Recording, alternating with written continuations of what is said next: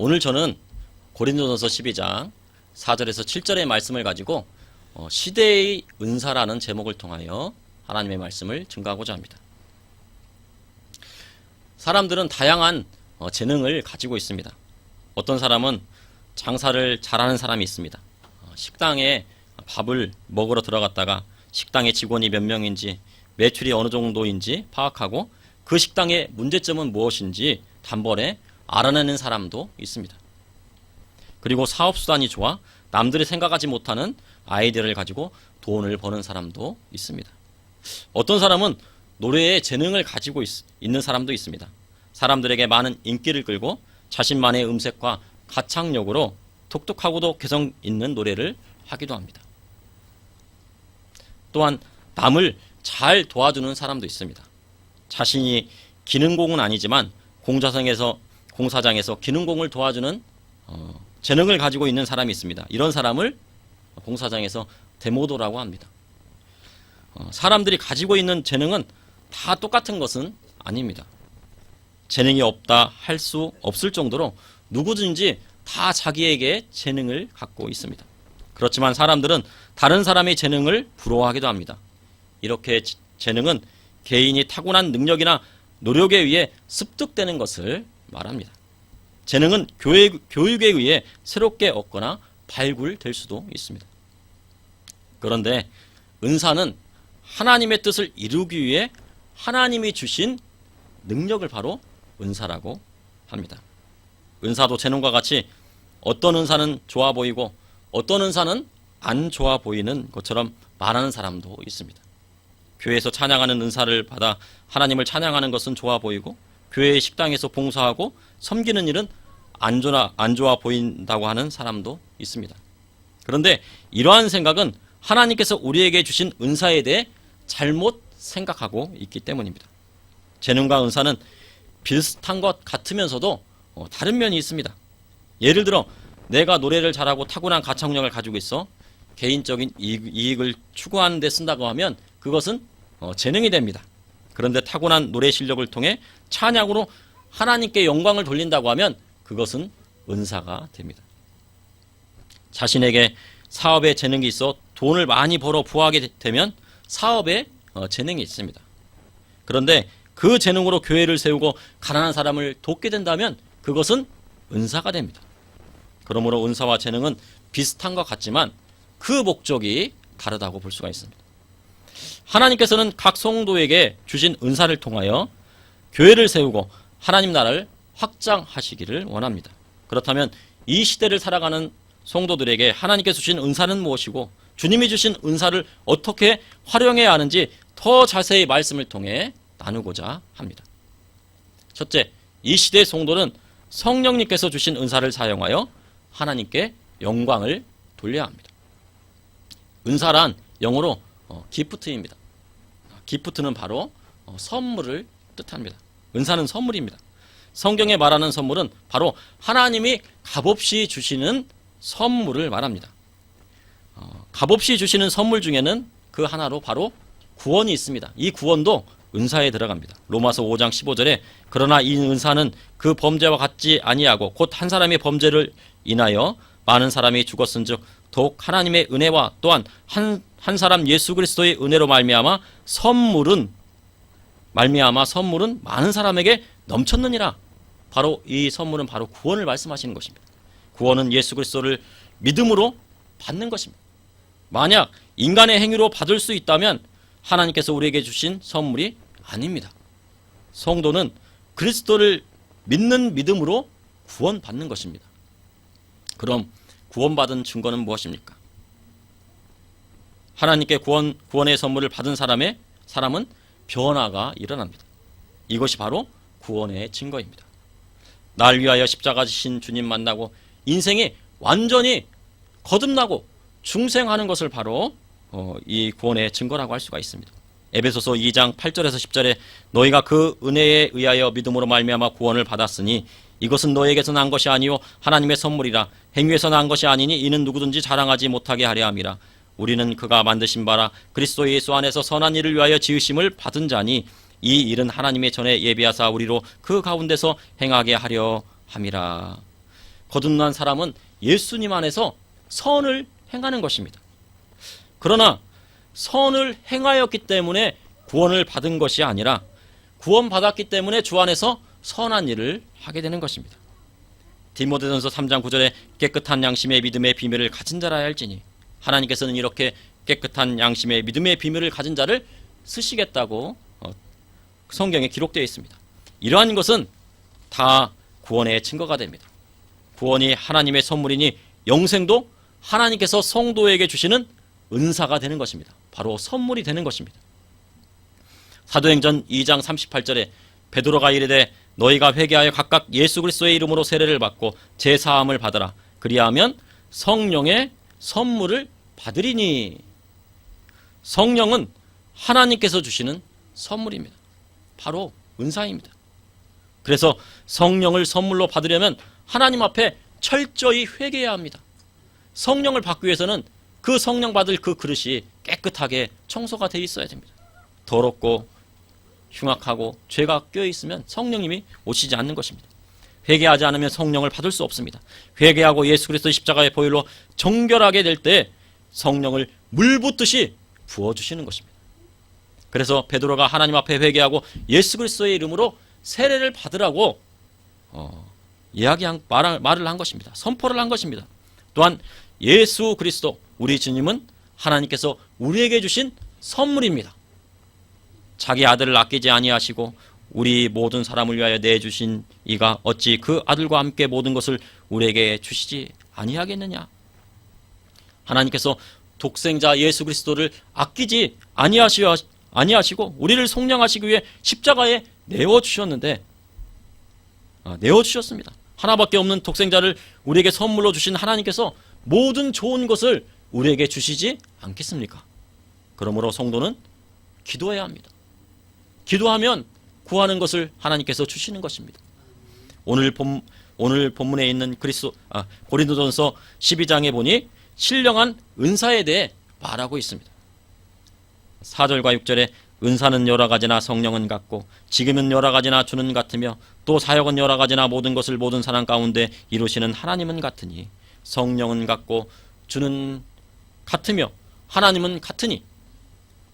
바로 성령, 주 예수님, 바로 하나님은 같으니. 이것은 바로 삼위일체 하나님을 나타내신 것입니다. 영적인 은사는 다양하지만 삼위일체 하나님 안에서 통일되어 있음을 말씀하고 계신 것입니다. 4절에 나오는 은사는 카리스마입니다. 카리스마로 교회의 지도자나 신실한 성도에게 값없이 주어지는 성령의 선물입니다.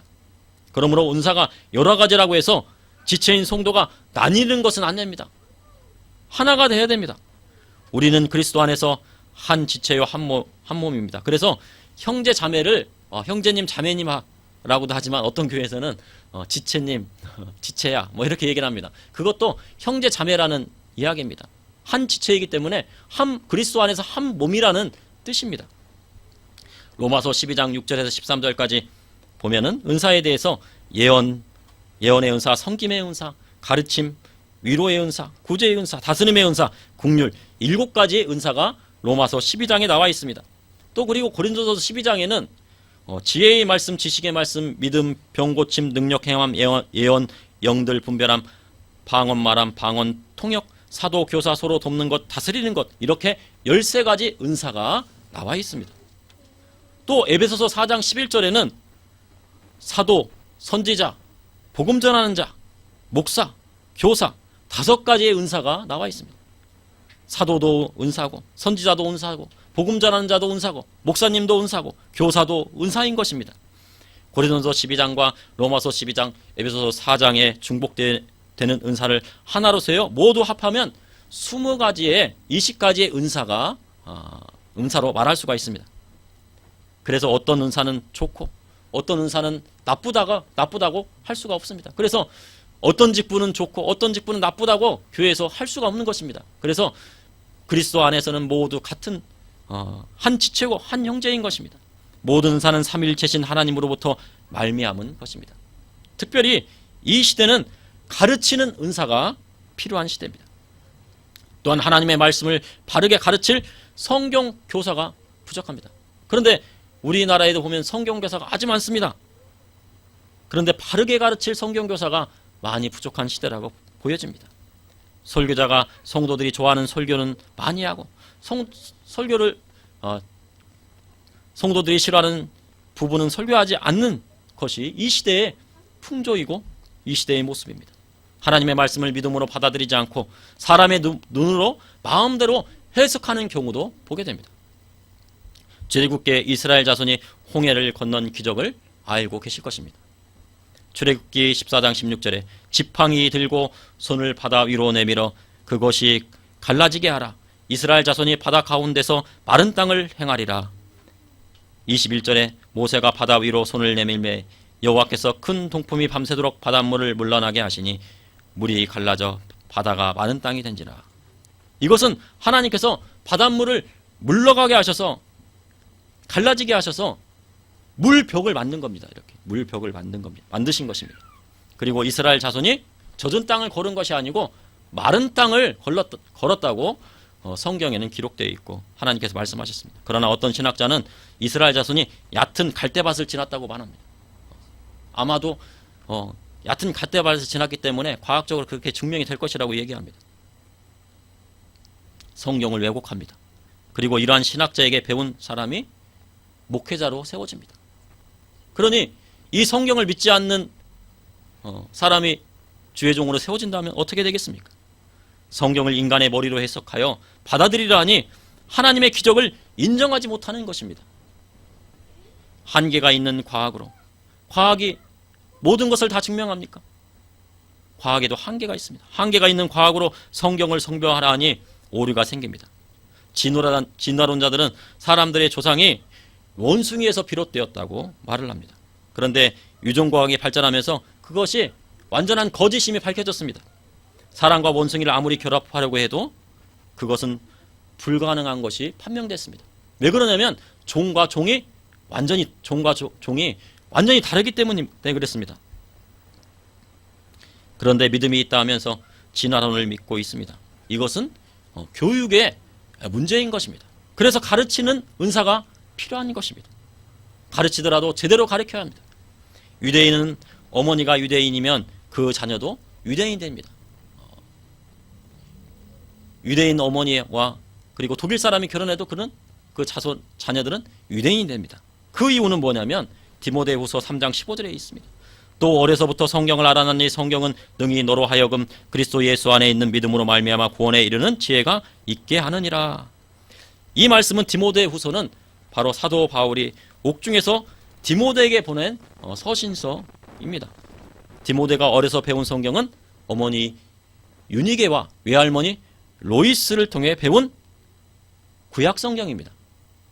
이 디모데가 어렸을 때는 신약 성경이 아직 나오지 않을 때입니다. 그래서 구약 성경을 배웠습니다. 디모데가 어릴 적에 신약 성경에 나오지 않았기 때문에 그는 어머니로부터 모세오경과 그리고 십계명을 철저히 교육받으며 자랐습니다.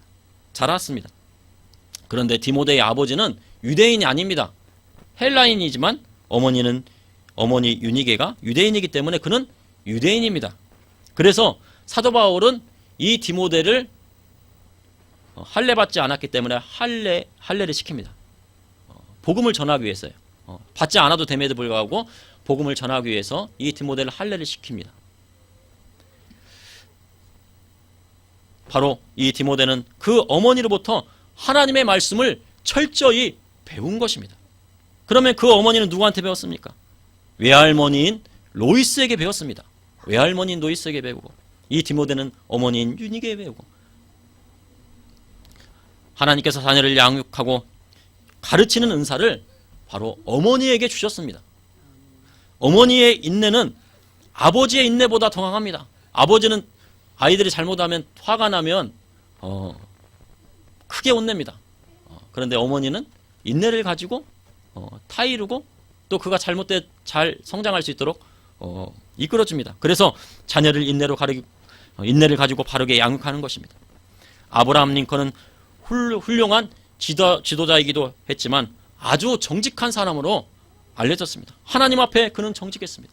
이러한 아브라함 링컨이 있었던 이유는 생모인 렌시의 교육 때문이었습니다. 렌시는 링컨이 10살 때 풍토병으로 죽게 되었는데 그 전까지 링컨에게 늘 성경을 가까이에 했습니다. 그런데 이 링컨이 좀 소년이 됐는데도 불구하고 알파벳도 제대로 알지 못했습니다. 그러나 그는 성경을 계속 읽었습니다. 그리고 그 어머니가 잠들기 전에 늘 성경을 읽어주었고 또 죽기 전에는 성경 한 권을 선물해주고 세상을 떠났습니다. 그래서 이 아브라함 링컨은 성경을 항상 읽으면서 하나님의 말씀을 그 마음속에 받아들였던 것입니다.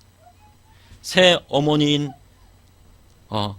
그 렌시가 죽자 새 어머니인 사라도 렌시의 교육 방식을 따랐습니다. 그래서 이 아브라함 링컨의 아버지가 링컨을 그냥 농사를 시키라고 얘기를 합니다. 그러나 새 어머니 사라는 그를 설득하여 링컨을 공부시키도록 합니다. 그래서 변호사가 법률가가 되게 됩니다. 이 시대는 기독교 교육이 날로 무너져가는 시대입니다. 많은 기독교 학교들이 문을 닫았고요. 지금도 닫고 있고요. 학교에서 신앙교육을 제대로 시킬 수 없도록 되어 있습니다. 그러므로 이제 학교에서 할 수 없다면 가정에서 가르치는 어머니 교육이 절실한 때인 것입니다. 어머니의 기독교 교육이 우리 한국의 미래를 짊어지고 있다고 해도 과언은 아닌 것입니다. 그러므로 삼위일체 하나님께서 주신 은사를 통하여 하나님께 영광을 돌려야 하는 것입니다. 둘째, 이 시대에 성령님이 주신 은사는 하나님께 드리는 예배를 올바르게 드리기 위함입니다. 위에서 말씀드린 바와 같이 고린도서 12장과 로마서 12장, 에베소서 4장의 은사는 모두 합하여 20가지입니다. 이 은사들 외에도 독신의 은사가 있습니다.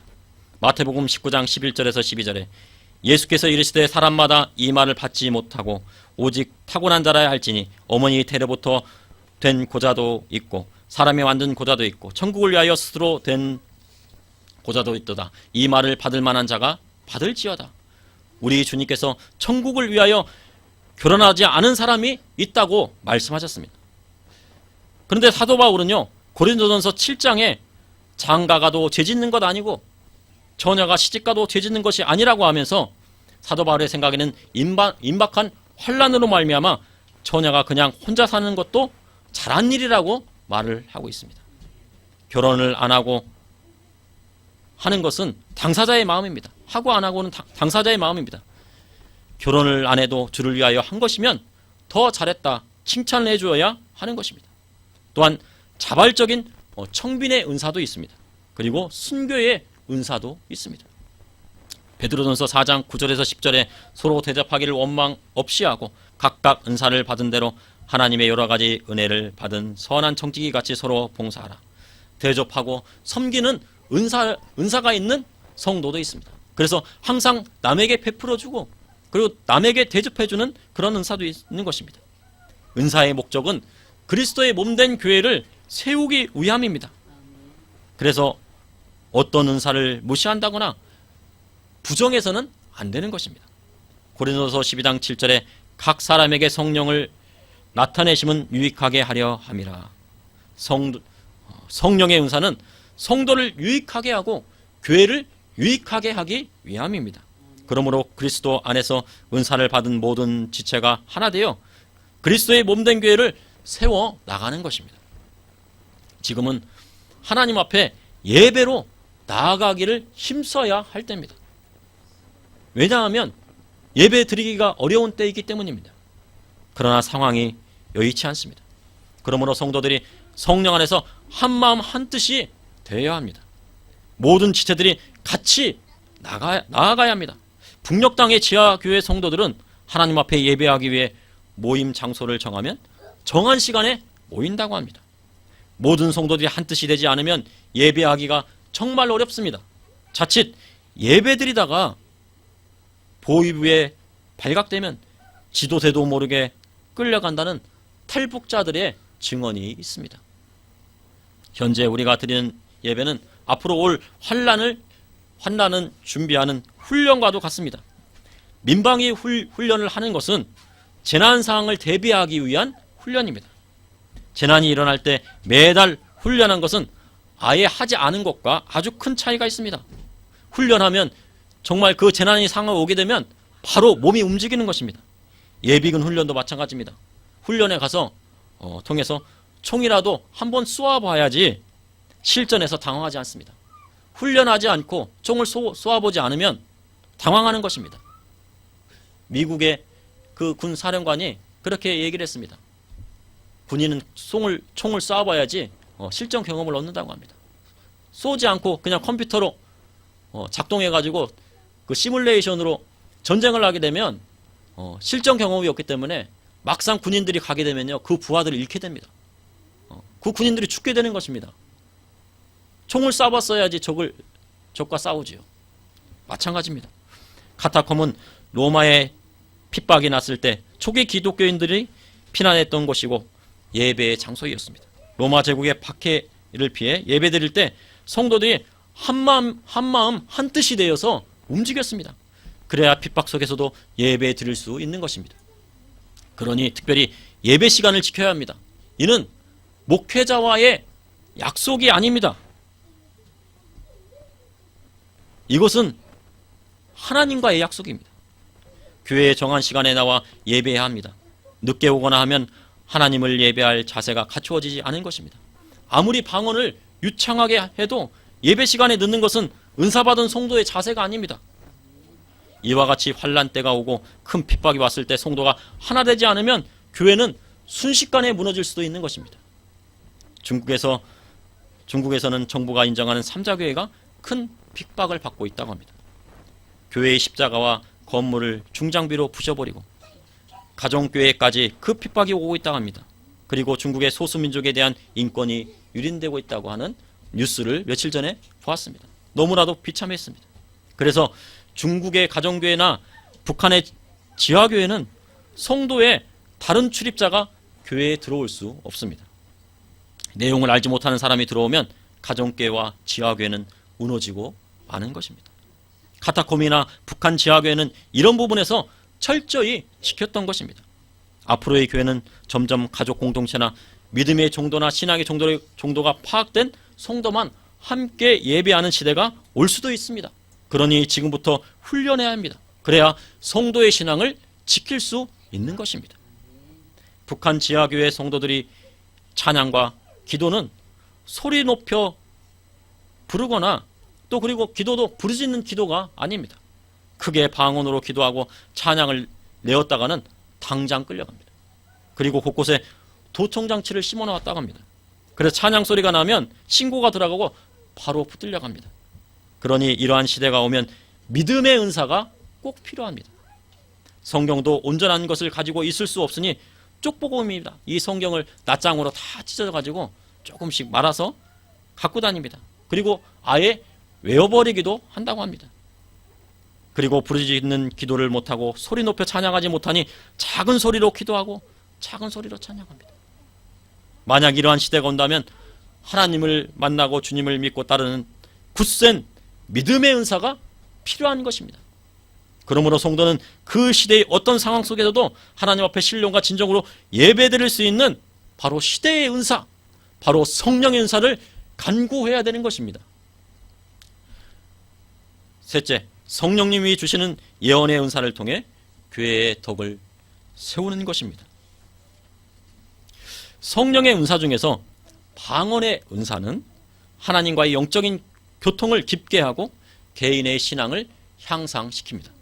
그런데 방언 통역의 은사를 받게 되면 예언과 동일한 효과를 나타냅니다. 고린도전서 4장 12절에 방언을 말하는 자는 사람에게 하지 아니하고 하나님께 하나니 이는 알아듣는 자가 없고 그 영으로 비밀을 말함이니라. 고린도전서 14장 13절에 방언을 말하는 자 통역하기를 기도할지니. 방언 통역은 방언과 마찬가지로 성령에 의해서 말하는 것입니다. 방언은 개인의 신앙을 도와주지만 예언은 교회의 덕을 세우게 됩니다. 그래서 예언하기를 힘써야 되는 것입니다. 베드로후서 1장 21절에 예언은 언제든지 사람의 뜻으로 낸 것이 아니요 오직 성령의 감동하심을 받은 사람들이 하나님께 받아 말한 것임이라. 예언은 사람의 말이 아닙니다. 성령의 감동하심으로 하나님의 말씀을 대언하는 것입니다.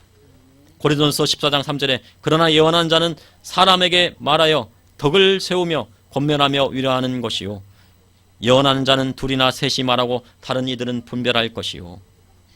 예언은 무분별하게 받아들이는 것이 아니라 분별하여 받아들여야 합니다. 예언은 복음의 가르침을 쫓아 구원을 받게 하며 깊은 신앙을 가지도록 하는 것이 목적에 있습니다. 그런데 어떤 사람들은 이 시대에 예언은 없다고 얘기를 합니다. 그러나 성경에는 분명히 예언하라고 말씀하셨습니다. 그래서 교회의 덕을 세우라고 말씀을 하셨습니다. 그런데 이 시대는요, 예언의 말씀이 갈급합됩니다. 성도들이 어디로 가야 할지, 이리 가야 할지 저리 가야 할지, 저 사람 말이 맞는지 이 사람 말이 맞는지 갈팡질팡합니다. 그때 성령의 감동을 받은 예언의 말씀이 선포돼야지 성도들이 바른 길을 갈 수 있는 것입니다. 예언은 믿지 않는 사람들을 하나님 앞으로 이끌고 그들의 잘못을 드러내어 하나님 앞에 회개하고 하나님의 살아계심을 깨닫게 하는 것입니다. 세상 사람들이 교회를 비방해도 예언의 말씀이 선포되게 되면 그 사람들이 말이 틀렸음이 명백히 드러나게 됩니다. 그렇기 때문에 예언의 말씀이 필요한 것입니다. 고린도서 14장 24절에서 25절에 그러나 다 예언을 하면 믿지 아니하는 자들이나 알지 못하는 자들이 들어와서 모든 책망을 들으며 모든 사람에게 판단을 받고 그 마음에 숨은 일들이 드러나게 되므로 엎드려 하나님께 경배하며 하나님이 참으로 너희 가운데 계신다 전파하리라. 죄를 책망하고 잘못된 생활을 지적하고 숨은 일을 드러내므로 하나님을 경배하게 하고 신앙의 덕을 세우며 권면하여 주님의 몸된 교회를 자라게 하기 위함입니다. 그런데 교회에서 아무나 예언하는 것이 아닙니다. 구약시대의 선지자들을 보면 대부분 가난하였습니다. 하나님의 말씀대로 살았습니다. 그런데 그들이 열심히 일하지 않아서 가난하게 된 것이 아니고 그들이 부하게 살 수 있었음에도 불구하고 가난하게 산 것입니다. 아브라함과 같이 거부도 있었지만 아브라함은 하나님의 지시대로 이삭을 번제물로 드렸습니다. 모세는 애굽의 왕자로 상속자였습니다. 가만히 있으면 바로 모세가 바로가 되었을지도 모릅니다. 그러나 자신의 부귀 영화를 버리고 40년간 광야에서 양을 쳤습니다. 엘리야 선지자는 먹을 것이 없어 까마귀가 주는 양식으로 생활했고 사르밧 가부가 대접하는 작은 떡으로 연명했습니다. 사르밧 가부에게 부탁한 건 뭐냐면요, 큰 떡을 달라고 한 것이 아닙니다. 작은 떡을 달라고 했습니다. 그리고 엘리야는 보면 가죽띠와 털옷을 입고 다녔습니다. 그런데 이 가죽띠 하면은 신약 성경에서 연상이 되는 사람이 있습니다. 누굴까요? 맞습니다. 세례요한입니다. 그래서 사람들은 이 엘리야가 다시 온 것이 아니냐, 세례요한을 보고 그렇게 얘기했습니다. 구약 이 마지막 선지자였던 세례요한도 가죽띠와 털옷을 입고 광야에서 메뚜기와 석청을 먹으며 회개를 선포했습니다. 회개하라, 천국이 가까이 왔느니라. 도끼가 나무뿌리에 놓여 있다고 선포했습니다. 우리는 세례요한이 메뚜기와 석청을 먹었으니 지금으로 얘기하면요, 꿀하고 이 메뚜기가 막 먹으면 고단백 식품이잖아요. 곤충을 먹으니까요. 먹었다고 생각하는데요, 이스라엘에 우리가 생각하는 메뚜기와 다른 메뚜기가 있습니다. 그것은 메뚜기라 불리는 나무 열매가 있습니다. 그래서 메뚜기도 하루보고 지엄 열매도 하루보입니다. 지엄 열매는 탕자에 비유해서 둘째 아들이 돼지치며 주워서 먹었던 돼지밥입니다. 그런데 나중에는 그 지엄 열매마저 없으니까 어떻게 해요? 아버지가 생각났죠. 바로 이 세례요한은 이 지엄 열매, 바로 하루보, 바로 다른 메뚜기를 먹고 있었던 것입니다. 그러니 지엄 열매는 가난과 궁핍을 의미하는 것입니다. 세례요한은 제사장 집안인 사가랴의 아들이었습니다. 그럼에도 그는 메시아이신 예수님의 오실 길을 예비하기 위하여 광야로 나간 것입니다. 선지자는 아무나 되는 것이 아닙니다. 예언도 아무나 하는 것이 아닙니다. 하나님 앞에 청빈하게 살아야 합니다. 주 안에서 정의롭고 이롭게 살아가는 사람이 예언을 하는 것입니다. 만약 예언의 말씀을 선포하는 사람이 있다면 그 사람의 삶이 성경에 기록된 선지자의 삶을 살고 있는지 보고 그 다음 말씀 선포가 하나님께 나온 것인지 판단하면 되는 것입니다. 하나님께 주신 예언의 말씀은 다음 세대를 준비하기 위한 것입니다. 바로 그 예언의 말씀대로 다음 세대를 준비를 해야 되는 것입니다. 그러니 성도와 교회는 예언하기를 사모해야 합니다. 다음 세대를 무엇을 준비해야 됩니까? 어떤 것을 준비해야 되는지 하나님 앞에 받아야지, 그 예언이 선포돼야지 바로 20년, 30년 후를 준비하게 되는 것입니다. 앞으로의 시대는 더 악해져 가고 하나님의 말씀대로 살아가기 더 어려운 시대가 오고 있습니다. 그러나 순결한 그리스도의 교회는 시대를 분별하고 성령님이 주신 은사를 가지고 하나님께 영광 돌리고 세상을 이겨나가야 하는 것입니다. 그러므로 성령님이 주시는 예언의 은사를 통해 교회의 덕을 세우고 다음 세대를 준비해야 합니다.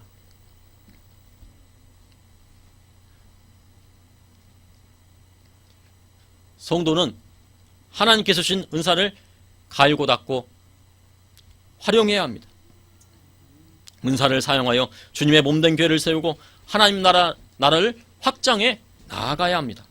그런데 성령의 은사가 소멸될 때가 있습니다. 그것은 죄에서 떠나지 않고 죄악 가운데 살아가면 은사는 소멸되게 되어 있습니다. 아무리 훌륭한 예배자라 할지라도 그에게 음란이 오게 되면 성령님은 떠나가게 되는 것입니다. 그러므로 성도는 죄악을 멀리하고 순결한 삶을 살아가야 합니다. 지금과 같은 시대는 자신의 믿음을 지키는 것만으로도 승리한 것입니다. 하나님 앞에 나와 예배하는 것만으로도 승리한 것입니다. 그래서 지금 우리는 승리한 것입니다. 이제 하나님이 주신 모든 은사를 사용하여 신앙을 지켜야 하는 시대가 왔습니다. 시대의 은사란 현 세대를 살아가는 우리의 신앙을 지키기 위해 사용하는 하나님의 은사를 말하는 것이고, 또한 다음 세대를 하기 위한 것이 바로 시대의 은사인 것입니다. 그러므로 삼위일체 하나님께서 주시는 은사를 사모하십시오. 이 악한 세대를 헤쳐나갈 수 있는 성령님이 주시는 은사를 사모하십시오. 그리고 다음 세대를 준비하기 위해 주님이 주시는 은사를 사모하십시오. 이것이 이 시대를 살아가는 저와 성도님들에게 원하시는 하나님의 뜻인 것입니다.